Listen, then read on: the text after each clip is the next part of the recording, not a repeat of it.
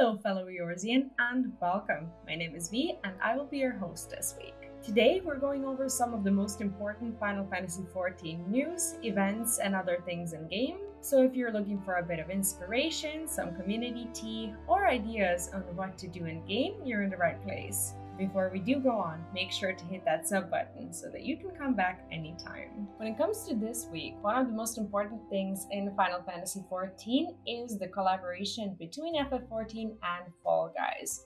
This is something that started on Thursday, May 23rd, 2024, and it will be ongoing until Monday, June 10th, 2024, so you have plenty of time. If this is something that you're new to, there are a few steps that you need to complete first in order to participate.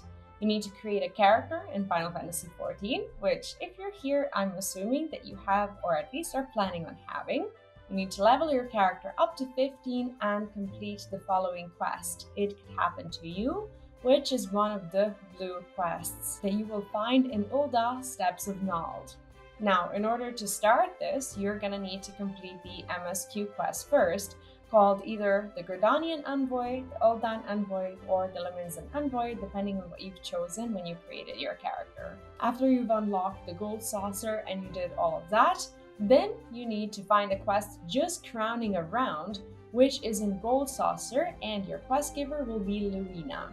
For this collaboration, there is also a special currency called Manderville Gold Saucer Fame, or MGF, which you'll basically get regardless of whether you're winning or losing in Fall Guys. So once you have enough for anything that you want to get in game, you need to exchange your winnings for prizes, which you'll do at the MGF Trader. There's a lot of different items that you can obtain. The Gentleman Bean Knit Cap, Gentle Bean Parka, Gentle Bean Bottoms, shoes, Mata Winner's Crown, and so on. If you're not interested in clothing, or housing items, or minions, or mounts, or emotes, or anything that's here, you can just get yourself a lot of dies and be able to sell them later on at the market board as well. Or use them, depending on what you want to do with it. If you haven't logged into Final Fantasy XIV in a very long time, there's also something really special, which is the Free Login campaign that happens in Final Fantasy XIV from time to time. And now is your chance to go back to Eorzea and play with us a little bit for free, and hopefully return. This campaign is ongoing from Thursday, May 23rd, 2024 until Thursday, June 20th, 2024. There are a few steps that you need to make sure you complete before you start, which basically include making sure that you meet all the eligibility requirements, meaning that you haven't logged in for a very long time, and a few other things. Launching the client, logging in, and enjoying Final Fantasy XIV for the duration of your free play period. So when it comes to those specific requirements, what you have to do is have previously purchased and registered Final Fantasy XIV. All registered service accounts must be set as inactive during the campaign period, and registered service accounts must have been inactive for at least 30 days. So when it comes to how long this actually lasts, your free login period will include 4 days. That includes the day on which users log in. And this period ends on the 4th day at 11:59 p.m. PDT, so plan carefully. And there are some additional details on the campaign itself, which you can check on the free login website. When it comes to Square Enix generosity this week, actually this month, there is a lot of stuff that you can currently purchase at the Square Enix store that includes a massive sale. This time around, there's a 60% sale on Endwalker and a lot of other Final Fantasy stuff. As you can see, the Final Fantasy XIV Online Complete Edition starts at €15.99. The Endwalker is on sale, and you can get it for €13.99. The Final Fantasy XIV Online Complete Collector's Edition starts at €39.99, and there's actually a few other games and goodies that you might be able to get. For example, Final Fantasy VII Rebirth from $59.99, and a lot of cool stuff that I shouldn't be looking at because I'll get too tempted. So what's actually been going on in the Final Fantasy XIV community?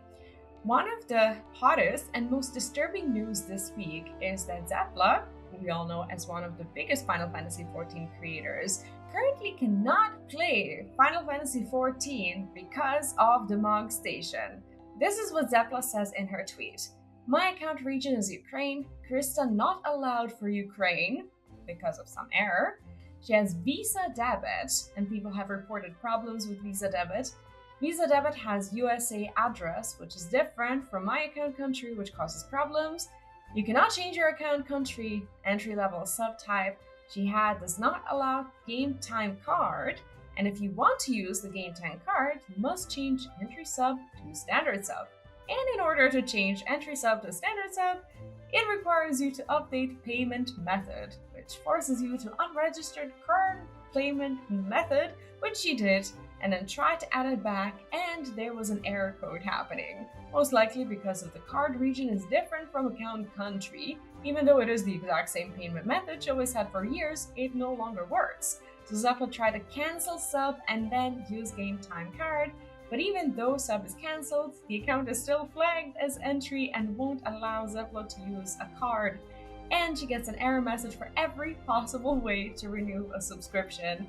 And her account runs out on June 24. We currently, to my knowledge, have no other developments on this situation, but I really do hope that this gets resolved. This is an ongoing problem for Square Enix and Final Fantasy XIV game in general. I know so many people who have tried to get themselves into Final Fantasy XIV, but they just could not get past the payment method Savage, and it stopped them from enjoying this critically acclaimed MMORPG just because it is too difficult to actually get yourselves into the game. So I really hope that Square Enix does take this as a little bit of a wake-up call, because unfortunately sometimes takes an influencer or someone who we know and care about to have a problem like this, for someone to take a look at it and realize that this is getting a little embarrassing. So I really do hope that they solve it. When it comes to something that you can do in game this week, I cannot recommend delivery Moogle quests enough if you haven't done them yet. This is something that I actually completed a very long time ago and I enjoyed it thoroughly. Of course, one of the main reasons to complete this questline is the post-Moogle cap, which is one of those things that unfortunately, if you are a big ear owner like Viera, or if you are Hrothgar, I'm not sure if you could wear, but the questline itself is adorable enough for you to just want to go through this if you haven't done so yet. The way you'll start this quest is find, excuse me if I mispronounced that, but it's gonna be Clinthoda in Mardona, and Clinthoda will start you off with the Delivery Moogle Quests chain quest. For this, the required level is level 50, and you also need to have completed the Ultimate Weapon MSQ. Of course, it makes sense since this actually starts in Mardona. This is an adorable, adorable story where you'll essentially be helping the cute little Moogles go around Eorzea and deliver some requests. Meanwhile, you'll get to know some of the very important characters you may have not met yet, and you'll see some familiar faces too if you've done any other content whatsoever. This is a very nostalgic questline. It takes a few hours. Of course, if you're in it for the loot, you can skip all the cutscenes, but I really don't recommend it because it's just a great piece of content that a lot of people don't even know is there, so I highly recommend it.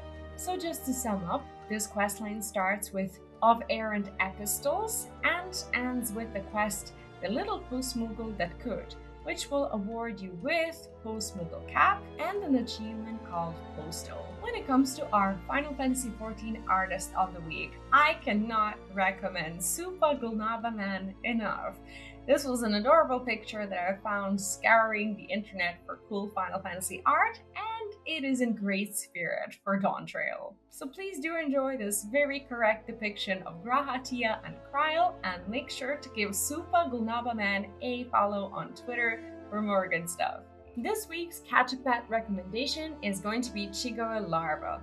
This is an extremely easy pet to catch, and even if you're new to the game, it's something that you may not have discovered, but it is very available to you. The Chigoe larva is from a level 22 side quest in the South Shroud, and it's called Occupational Hazards. Once you are level 22 in pretty much any class, Do look for an NPC called Yoen. There is a prerequisite quest though called No Gods, No Glory that is also in the South Shroud and also available to you at level 22 if you haven't done it yet. Once you complete this simple but cute side quest, you will get this minion, you'll get some experience points, but you'll get the minion, which is the point. When it comes to my own week in Final Fantasy XIV, I've mostly been taking advantage of the Make It Rain, and I've been doing that through Fall Guys, but I'm not very good at it, so I didn't really get to collect a lot of MGP this week, but I think that this time around I will not spend it on nonsense and I will actually get myself that Blackjack mount. I'm also really trying to motivate myself to do the hunt for Genesis. And even though the rewards for Genesis this time around are not as lucrative, there are still quite a few mounts and other things that I don't have. So hopefully I get to do as much of this as possible until Dawn Trail. I've also been leveling my Black Mage, which is one of the 3 remaining jobs that I have for my Omni 90. And I am, to be honest with you, very excited to finish with this journey. I've also been leveling Dragoon, but through the Yokai event and some very low-level Fates, which is the first time that I've ever decided to level a character through Fates, and I am so far not unhappy with the progress. Apart from that, I've mostly just been chilling and playing some other games, and I would love to hear from you and find out what you've been doing to kill the time until Dawn Trail. Do let me know in the comments and make sure to subscribe if you haven't done so yet. Thank you so much to all the awesome people supporting my content, and should you like to do it as well and get early access to videos, behind the scenes, and a bunch of other cool stuff, do check out the links in the description of this video. Until next time.